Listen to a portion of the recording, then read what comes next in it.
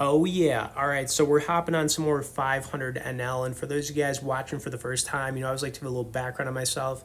I've basically been playing for the last 2 decades. I hop on about 4 times a week playing mid stakes. Now I don't have one type of strategy like GTO, ABC, or whatever. I really focus on two things. The first is making good decisions because at the end of the day, we do have control over that. And the second thing is, I try and use strategies against my opponents and exploit them as much as possible, meaning I will bluff without hesitating if I think somebody is weak. And after playing so many hands, you kind of just pick up on things a lot quicker. Of course, as I'm getting this, also want to let you guys know we have an awesome community in the pinned comments section where you can talk to me one-on-one as well as with some other high-level members. And if you're stuck or just kind of like hitting a wall at your current stake and want to just take things more seriously, I highly recommend getting in it.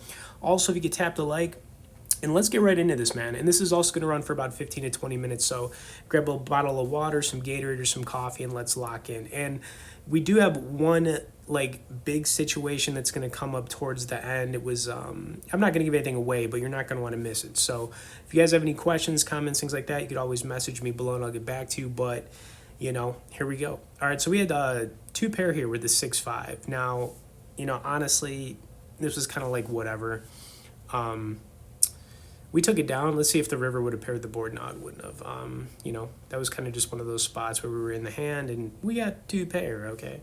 But in this one, I definitely was bluffing a little bit more, than I typically do. And the thing you got to start to understand, guys, like, when you start to play against better quality opponents, you really do need to mix things up, right? You can't just,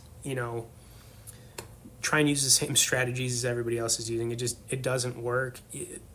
There's just more nuance to it than that. The other thing too, playing this game can be very isolating. I do think it definitely helps to kind of like get in just like a group or a community, where you can kind of just, share insights and how you approach things. I think, for me, the hardest thing really in my 20s was kind of just handling the variance of playing this game. And that's what got me a lot. Like I would play really good, and then as soon as I took like a bad beat, it was kind of just like over for me. You know what I mean?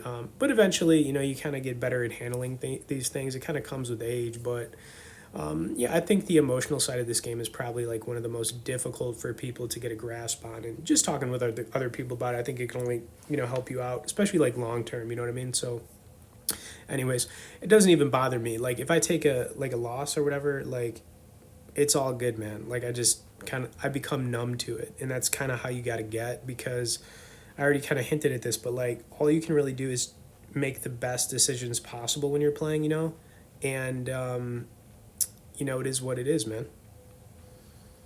I think in this one we played pretty solid as well. Like I'm gonna put some pretty big bluffs in, but I'm just gonna kind of go over my thought process on them. All right, player three is going to go for it here on the river, man. Looks like he took it down. Something seemed a little bit up with player three there. It felt like he definitely had something. All right, king deuce. We're mucking the king deuce, man. We are not playing no king deuce, okay? If it was suited, sure. I'll raise on the button there, but, it's not. Garbage. We're just going to fold that garbage, man. All right, player four is going to get nothing. All right, so he's just going to muck this one, and we move on. We move on, all right? All right, so here we did an ace-9 suited, kind of our first interesting spot. So, we're on the button here. I'm going to put in a 1250 piece, raise, and I think player 6 and player 1 are both going to make a call here.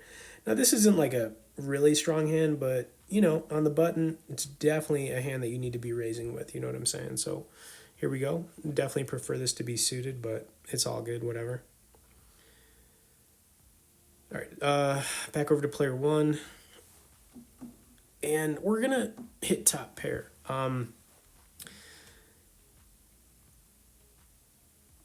And we're gonna have I think a check, pretty sure at least, yeah. And of course I'm gonna put in a continuation. Now I expect at least one of these guys to call. Maybe they're on like some kind of weird straight draw, maybe like 5-4. I could see some stuff like that calling, right? Back over to player one, who's going to do something a little bit interesting. He's going to raise it, but I don't know. It just didn't seem right. You know what I mean? To me, at least, something felt off here. I mean, does he have 5-3? I don't think so. If he has a set, he's gonna slow play it. I even think 5-3 might slow play. So when player one raised, it just didn't make a whole lot of sense to me. And when it doesn't make sense, then yeah, then you can make a decision. But I don't think player one here is gonna raise with a set right away here or 5-3. So I kind of like ruled those hands out, which makes me think I don't know what he's trying to do here. Maybe like a semi bluff with like 5-4 or something like that. I could see that. So instead of just calling, I mean, look at the play I made right here. You probably weren't expecting this, but check it out, man. Yes, sir. Yes, sir.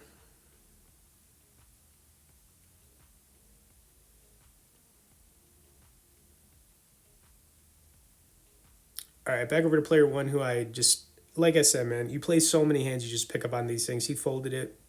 We took it down. I think the turn card wouldn't have done anything here. Four. I mean, if he had 5-4, then we would have been in trouble right there, but we're never going to know, right? All right, next time we had an ace-5 offsuit, and yeah, that was kind of like our first interesting spot, but don't go anywhere. It's going to get a lot better, man.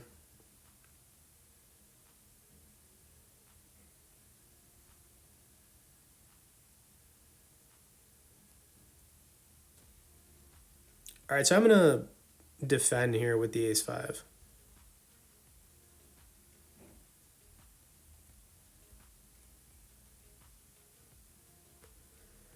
All right, not the flop we wanted to see, but the call was kind of a little bit easy. I mean, ace-5 offsuit's not exactly a strong hand, but if it was suited, it would have been. We got nothing to continue with here. We kind of just got to let this go. It is what it is. It was a bad play by me, but, it's all good. We move on. We're not going to dwell on it. We made a mistake. No biggie.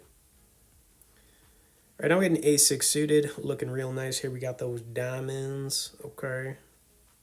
Got the diamonds. Let's do this, man. Now, if there was a raise like on the button or a little bit later, I would have raised this up. But because player four is, first to act and he's doing like this little mid raise, I didn't want to re-raise this because there's so many players to act after this. So I'm just going to make a call. We're going to see a flop. And we got none of it, man. No diamond draw. No pair. No nothing.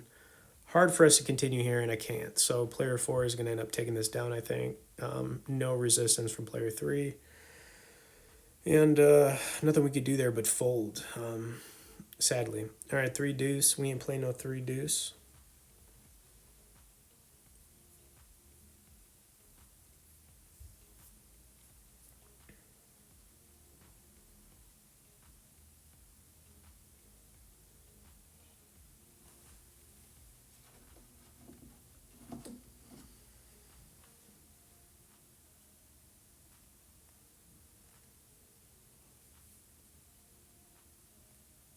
All right, player three re-raises. I think player two is going to look him up here.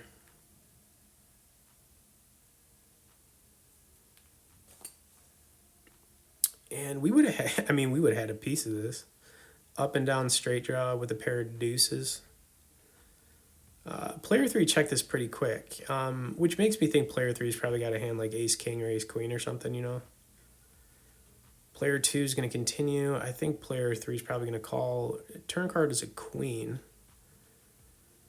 You got two flush draws out there.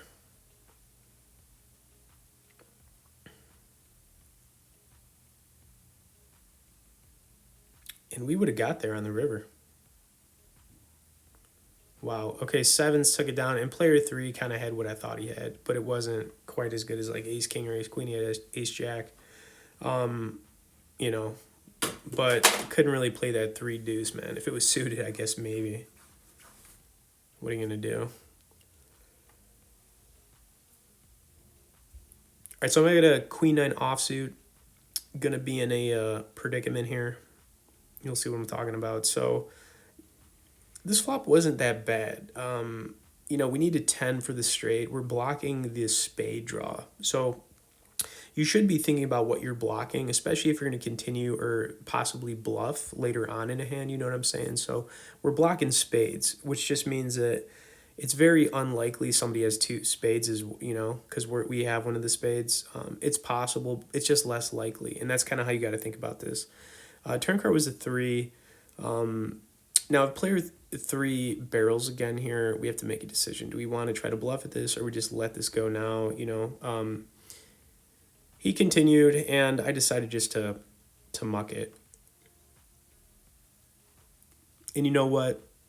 It was probably a good fold. I mean, we would have missed on the river anyways, and could have got ourselves in some trouble. So now we're kind of going back down a little bit, just due to some variance and just kind of like some bad flops, which is completely normal. Here we had a 7-3 suited. So check this out. There's another bluff I'm gonna make right here. With that big 7-3, man. You know how to do it. But yeah, gonna make a play with the 7-3.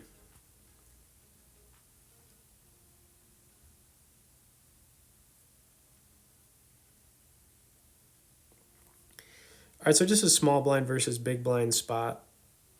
Player 6 re-raises us here. We maybe think about what to do. But here we are.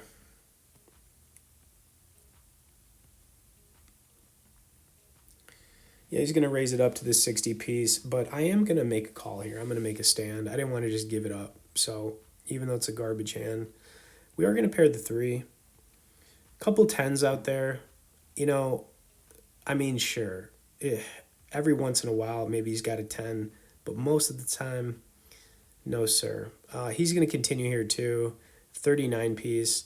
What was interesting too here is like, if he has the 10, I think a lot of the time maybe he just checks it, So I came over the top with a pair of 3s, and he folded it right away.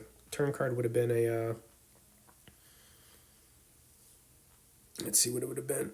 Maybe like an ace or something? No, 6, okay. But I think you guys can kind of see what I'm getting at here. Like, I'm always kind of like thinking based on how somebody's acting on the flop or whatever, like, would I do this? Or, you know what I mean? So, but yeah. All right, so here we go, guys. We've made it to like the hand of this session. So we had an ace-queen offsuit. Me and I think player 6 here are going to get into it again. So another little battle going on. You know what I'm saying? Yeah, I'm going to say it one more time too, man. If you guys are enjoying the stuff here, like, obviously subscribe. I'm always posting. But yeah, I mean, get in the group, get in the community. Definitely worth it for sure. But here we go. 1250 piece, and we're gonna get re-raised again here. Ace queen's strong, man. It's not as strong as like ace king, obviously, or ace queen suited. But another thing that like I said, I'm always thinking about like what somebody else might have, right? So when you have ace queen, you're gonna be blocking pocket aces, pocket queens. And I mean, you could be up against hands like ace king. You do run into that sometimes, obviously, in this game. But player 6, it felt like he was doing this with a similar hand, maybe like ace jack, ace 10 suited, maybe a king queen suited, maybe a mid pocket pair, 10s, 9s, maybe even jacks. So. With all that going on in my head, that's why I came to this decision. Instead of just calling, I just came over the top. So that's what we're going to do. And here we go. He is going to make the call. And, I kind of had him in the realm of what I thought he might have. So, but none of like the super premium stuff. But he is going to have pocket jacks. And we're gonna need some help here, okay? He's going to be a huge favorite going to this flop, except we got the queen. What was really brutal, though, was this turn card, man. And you know what? This stuff happens, guys. You just kind of roll with it. But like I said, man, even though we took an L in this one, the thing is, I brushed this off. I kept playing, got it back anyways later on, and, it is what it is. I still thought it was a pretty decent session to go over here. Anyways, hope you enjoyed it. Like I said, man, subscribe. Thanks for watching. We'll see you in the next one.